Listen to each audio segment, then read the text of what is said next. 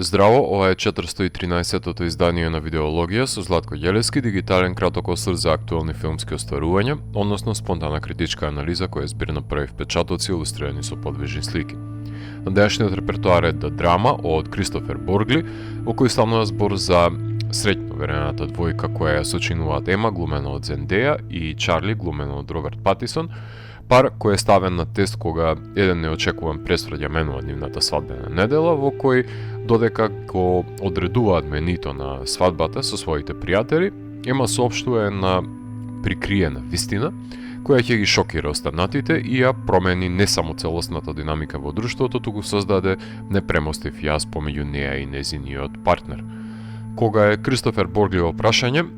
факт е дека јас сум пристрасен за негова видеологија, затоа што ќе добијат неговите филмови приоритет за гледање во споредба со другите, и поради тоа е еден од малкуте режисери од кои, заклучно со оваа епизода, сите негови долгометражни филмови имаат добиено засебна анализа од моја страна во емисијата.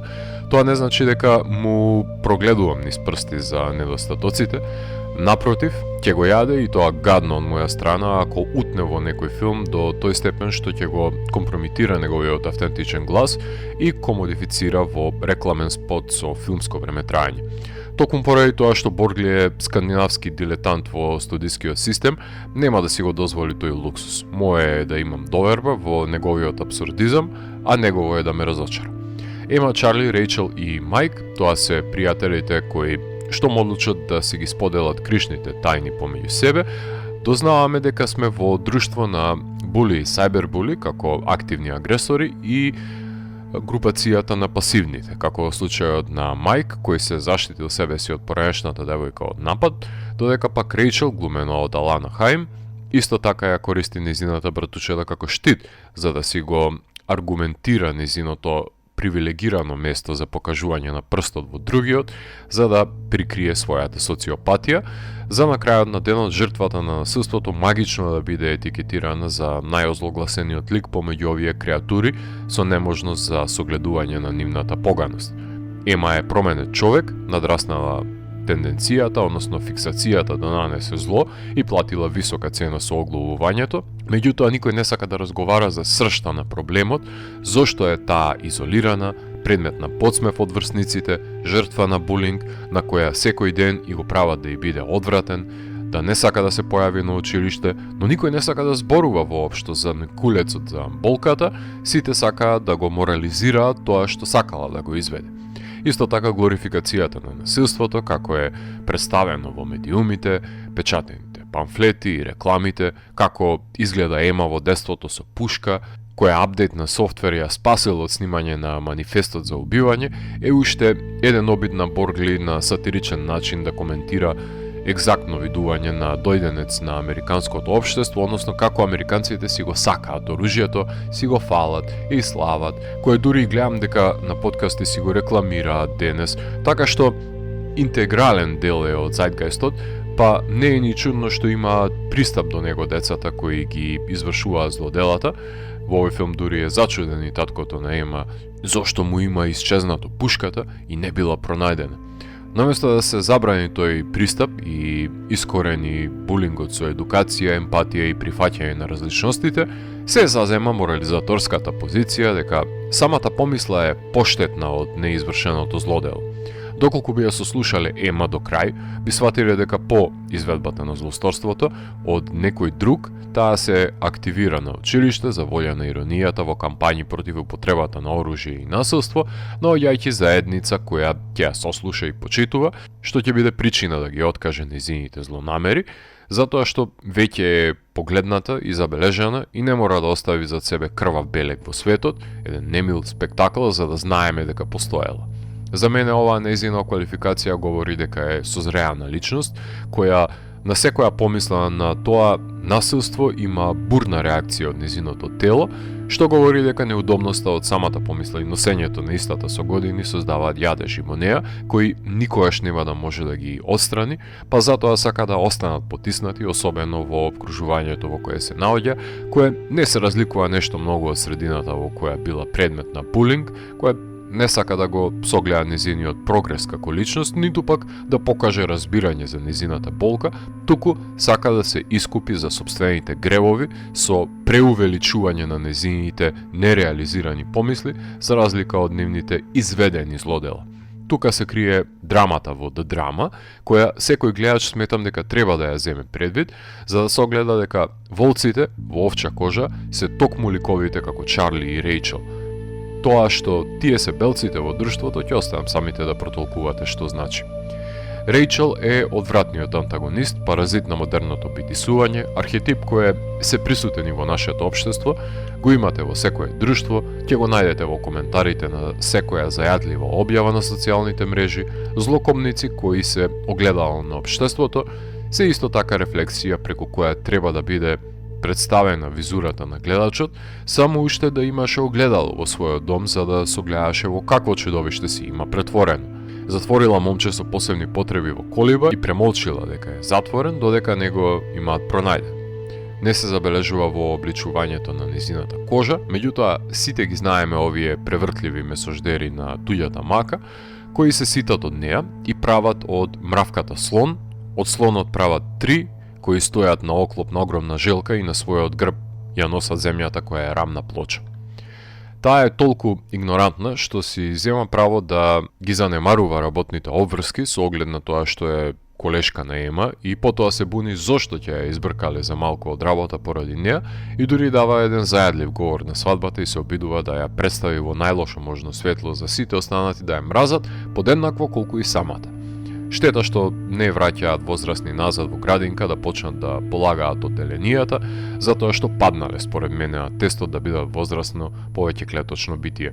Момци како лонци се обидуваат да ја деескалираат ситуацијата, иако Мајк го карактеризира кукавичлукот и ден денес, па затоа исказот за заштитување на нападот од страна на поранешната девојка е само потврдување на очигледната непроменлива, додека пак Чарли е лонец кој врие на тивко, затоа што е ситничар кој не може да се помири со изјавата на Ема,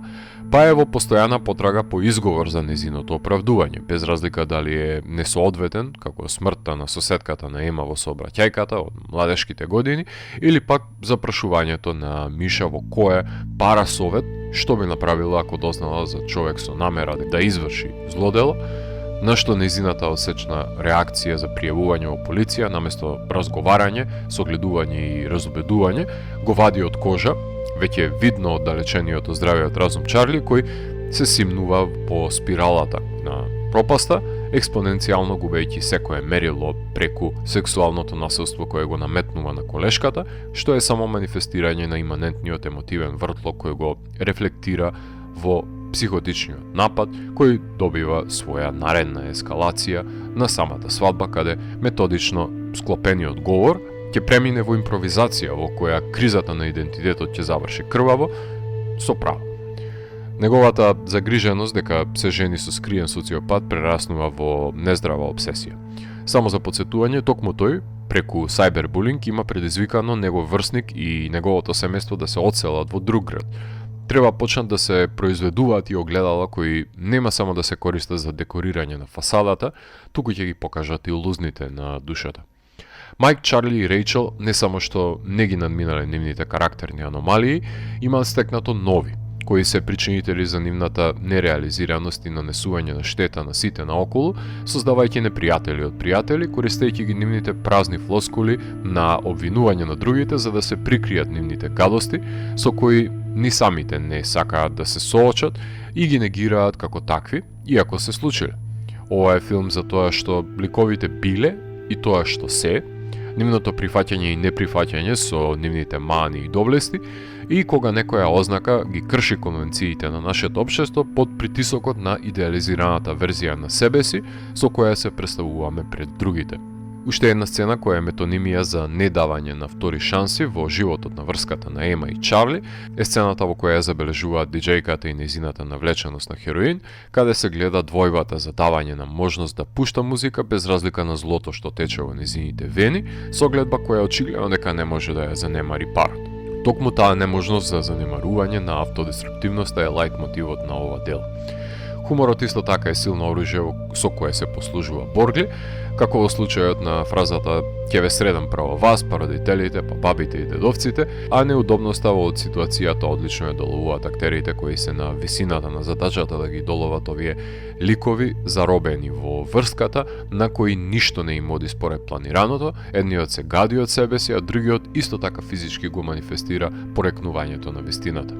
Потписот на Боргли за мене е највоочлив кога ги прави рекреациите, односно тие кратки елиптични засеци во монтажата со преувеличени апсурдни секвенци, истурени интерпретации од поматените мозоци на ликовите, дали е ема со оружје, крвави се последиците на свадбата, односно сите плодови на екстремите на имагинацијата се микросеквенци со кои Боргли во монтажата ги зачинува делота кои ги прави деликатесни. Епилогот ја затвора приказната во ресторанче во кое сите патишта водат, каде идејата за започнување од почеток, која ја наметнува Ема, уште еднаш докажува за незината способност за надминување на секаква препрека, затоа што верува во втора шанса, која таа ја добила како мала, но незиното друштво не верува во нив, освен кога ќе оплескаат до тој степен на непоправливост, тогаш може да се нарача на порција на добро приготвена втора шанса. Да би го извршила злосторството во теството, ќе беше некоја друга Ема, која прашање е дали ќе размислува на овој начин. Се разбира дека Ари Астер и Ларс Кнудсен му се продуценти и на овој филм на Боргли и треба да бидат на сите негови остварувања во иднина, затоа што ја имаат препознаено неговата блесавост и креативност и нивната поддршка е повеќе од значајна за да му ги држат под отворени вратите на студискиот систем, за да може да влезе во Холивуд и да ги снима неговите провокативни филмови, кои се повеќе од потребни за да внесат малку суштина во беглата пластична филмска елита со додрошени приказни. Жанровски филмот е антироманса, драмедија, си има елементи на сатира, црна комедија и трилер, така што без разлика на тематската одредница, доколку очекувате да гледате романтична комедија, тогаш сте го сгрешиле жанрот, иако во промотивната кампања актерите се пофалија со венчалниот прстен и јасно ми е зашто тој чин би асоцирал на романтична лимунада, што значи дека и тука Боргли ноншалантно си поигрува со очекувањата на гледачите. Ќе реферирам неколку филмски наслови кои мене ми проструија низ мисли додека го гледа филмот. Еден од нив е Мес, кој го рецензира во видеологија, филмот за средбата меѓу родителите на извршувачот на убиството и родителите на неговата жртва. Потоа Anniversary, ќе го напоменам како филм кој исто така се истакнува мрачното минато на девојката која се носи во фамилијата, а Хармони Корин исто така се играше со имагологијата на глорификацијата на оружјето во Spring Breakers. Но Боргли одлучил да го реферира филмот на Луи Мал Лакомб Лусиен, филм во кој протагонистот не го прифаќаат во отпорот па се приклучува на фашистите, а мене ми е позначаен филмот кој не се спомнува, но го гледаме на зидот во ентериерите на неговото дело, односно таму се крие плакатот на The Passion of Anna од ценетиот и драг Бергман, кој има значајна улога, барем за мене, не само поради иконичното луле на Макс фон Сидов, туку поради збирањето на маса заедно со Биби Андерсон, Ли Фулман и Ерланд Јозефсон, само што тие расправаат за местото на верата во модерното општество и што значи културен центар денес. Работи кои ја интересирале тогашната младина, а средбата на Ема, Чарли, Рейчел и Майк е неговата интерпретација до каде се денешните млади и прави пресек на општеството кое го градат на овие столбови на однесување и интереси. Така што од сега Боргли ќе го бројувам во групацијата на проследувачи на падот на моралните вредности на модерното општество, заедно со Рубен Ослунд, кои исто како и Сартер, пеколот го наоѓаат во другите луѓе. За потребата на филмскиот скор се ангажира одличниот композитор Даниел Пембертон, кој наместо да создаде бомбастична оркестрација или да комбинира со пулсирачки електронски скор или еклектичен джез, тој оди во сосема спротивен правец и се држи до винјети на суптилна дувачка свита која служи да ги подкопнува интригите кои се кријат помеѓу ликовите, да биде олицетворение на неизреченото, во што успева. Воопшто не смее да биде занемарен белорускиот кинематографер Арсени Качатуран, за кој ви говоре во епизодата за Bones and All, чија што естетика за кадрирање веќе ја забележаа големите режисери во Холивуд и покрај Beginning работеше и на серијата The Idol, која ја краси неговиот визуелен печат. Таков е и случајот тука, каде ја емулира потребата на Боргли да ги има тие кратки резови со постојани доближувања до ликовите, при тоа да ја долови и нивната очуденост со просторот и тоа на 35 мм филмска лента. Токму поради тоа што Боргли има во неговата глава замислено како треба да тече действието и каде да интервенира со тие кратки фантазмагорични засеци, сам монтира со помош на човекот кој умееше низ молк да прераскаже епизода од серијата Рипли, што значи дека монтажери како Джошуа Реймонд Ли и тоа како се потребни за да се најде вокабуларот на заедничкиот филмски јазик на кој се цели за изговарање во монтажата, во која има бројни анксиозни маневрирања со скокови напред и назад и обратно. Како што веќе ви напоменав, обработени се сите долгометражни филмови на Боргли во видеологија и исто така во епизодите за нарцисоидниот Sick of Myself и Сомнабулниот Dream сценарио и за неговите брилијантни кратки филмови, од кои повторно морам да ги издвојам краткиот за актерот на кој никако да му падне на памет на режисерот Вилем Дефо, или пак краткиот во кој што е стрелан режисерот каде дава интервју. Ако се присетиме на првиот кадар во кој се запознаваат Ема и Чарли во новиот филм, книгата која ја чита Ема, за која се преправа дека ја прочитал Чарли, гласи The Damage, напишана од непостоечкиот писател Харпер Елисон, што е насловот на наредното дело кое ќе го работи Боргли, па ме има заинтересирано да дознаам што крие ова дело во себе, но едно е сигурно, ќе отвори дискусија за нашето тековно живење и извади на површина други аномалии на кои многу лесно се навикнуваме во меѓусебните односи. Доаѓам до мнението дека удобно му е во снимањето на комедивчиња со фантазмагорични прикази, каде провоцира развој на дискусија за тоа кој е негативецот кој проектира дека е невин, си најде формула што му работи во неговото джепче на филмската индустрија, која е идеална за краток филм, ќе ја растегне до немајкаде во долг, но дали може да направи нешто повеќе од своите фалични ликови или ова е неговиот максимум. Секако дека внатрешни конфликти и надворешни притисоци мора да има кај ликовите, но може ли самиот да се изненади ако веќе не може да не изненади нас? Филмот е продуциран од A24, кој беше прикажан на репертуарите во киносалите ширум светот пред еден месец, кој за буџет од $28 милиони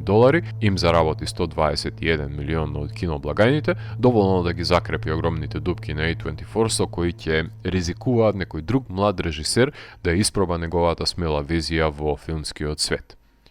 Антироманса за невозможноста за помирување со минатото и неговото надминување, затоа што сомнежот ровари и раѓа недоверба меѓу идните брачни партнери од друштвото на социопати во кое нема место за тој што ќе побара втора шанса во животот за злосторството кое не го изврши. Ако морам да го евалуирам, тогаш The Drama од мене има 4,5 од 5. Доколку ви се допадна 413-тото издание на дигиталната архива Видеологија, лајкувајте го видеото, споделете го и следете го каналот. Посемете и постанатите рецензии на виртуелната полица. Ви благодарам за вниманието. Поздрав!